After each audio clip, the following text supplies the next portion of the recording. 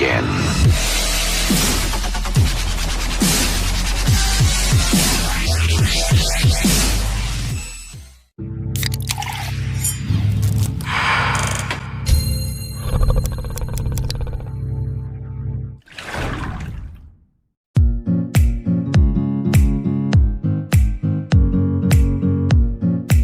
Assalamualaikum warahmatullahi wabarakatuh.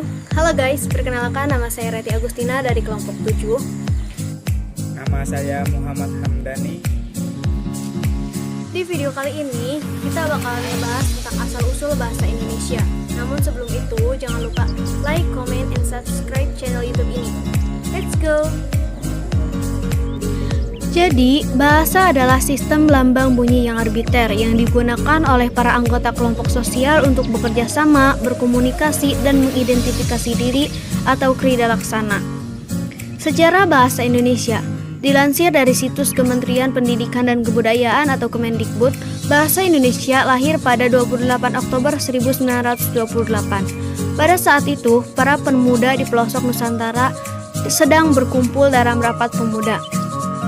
Dalam rapat tersebut menghasilkan 3 ikrar yang diberi nama Sumpah Pemuda. 3 ikrar tersebut yakni bertumpah darah yang satu, tanah Indonesia, berbangsa yang satu, bangsa Indonesia, menjunjung bahasa persatuan, bahasa Indonesia. Ikrar yang ketiga merupakan tekad bahwa Indonesia merupakan bahasa persatuan bangsa Indonesia. Pada waktu itulah bahasa Indonesia dikukuhkan kedudukannya sebagai bahasa nasional. Bahasa Indonesia berasal dari bahasa Melayu. Bahasa ini tumbuh dan berkembang dari bahasa Melayu yang zaman dahulu sudah dipakai sebagai bahasa perhubungan dan perdagangan. Tidak hanya di Kepulauan Nusantara, tapi hampir di seluruh Asia Tenggara. Di Asia Tenggara, bahasa Melayu sudah dipakai sejak abad ke-7. Kerajaan-kerajaan Indonesia pun memakai bahasa Melayu. Tidak hanya Kerajaan Majapahit, tapi juga Kerajaan Sriwijaya. Perkembangan. Bahasa Melayu mengalami perkembangan dan pertumbuhan yang pesat. Bahasa Melayu menyebar ke pelosok Nusantara bersamaan dengan menyebarnya agama Islam. Ini mudah diterima masyarakat dan dijadikan sebagai bahasa perhubungan antar pulau, antar suku, antar pedagang. Lama-kelamaan, bahasa Melayu dipakai di wilayah Nusantara. Dalam perkembangan, bahasa Melayu dipengaruhi budaya Nusantara. Bahasa Melayu mulai menyerap kosakata dari berbagai bahasa, seperti bahasa Sanskerta, bahasa Persia, bahasa Arab, dan bahasa-bahasa Eropa. Kemudian muncul berbagai variasi dan dialek dari bahasa Melayu. Ini mendorong tumbuhnya rasa persaudaraan dan persatuan bahasa Indonesia. Rasa persaudaraan ini yang menjadi inspirasi para pemuda Indonesia yang menggelar Rapat Pemuda 1928. Peristiwa itu membuat perkembangan bahasa Indonesia dengan pesat. Sekarang, bahasa Indonesia dipakai oleh berbagai lapisan masyarakat Indonesia. Hakikat bahasa. Bahasa itu adalah sebuah sistem. Bahasa itu terwujud lambang, bahasa itu berupa bunyi, bahasa itu berwujud arbiter, bahasa itu bermakna, bahasa itu bersifat konvensional, bahasa itu bersifat produktif, bahasa itu bervariasi, bahasa bersifat dinamis, bahasa itu berfungsi sebagai alat interaksi sosial, bahasa itu merupakan identitas penuturnya. Dari sudut pandang linguistik, bahasa Indonesia adalah satu dari banyak ragam bahasa Melayu. Dasar yang dipakai adalah bahasa Melayu Riau dari abad ke-19. Lingua franca. Penamaan bahasa Indonesia diawali sejak disahkannya Sumpah Pemuda pada tanggal 28 Oktober 1928. Yang pertama, kami, putra dan putri Indonesia, mengaku bertumpah darah yang satu, tanah air Indonesia. Kedua, kami, putra dan putri Indonesia, mengaku berbangsa yang satu, bangsa Indonesia.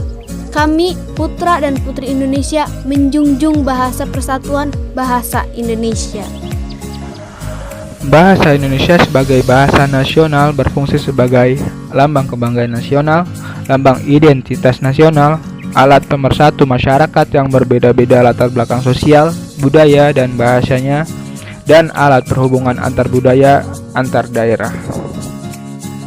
Bahasa Indonesia sebagai bahasa negara berfungsi sebagai bahasa resmi kenegaraan, bahasa pengantar resmi di lembaga-lembaga pendidikan, bahasa resmi di dalam perhubungan pada tingkat nasional untuk kepentingan perencanaan dan pelaksanaan pembangunan serta pemerintah, dan bahasa resmi di dalam pengembangan kebudayaan dan pemanfaatan ilmu pengetahuan serta teknologi modern.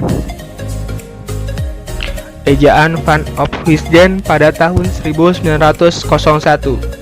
Huruf I yang berfungsi sebagai huruf I seperti mulai dengan ramai juga digunakan untuk menulis huruf Y seperti dalam Sorabia.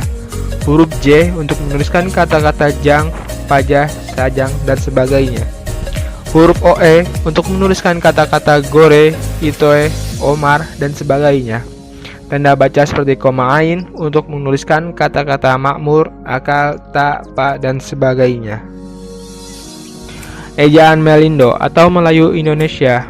Konsep ejaan ini dikenal pada akhir tahun 1959 karena perkembangan politik selama tahun-tahun berikutnya diurungkanlah peresmian ejaan ini.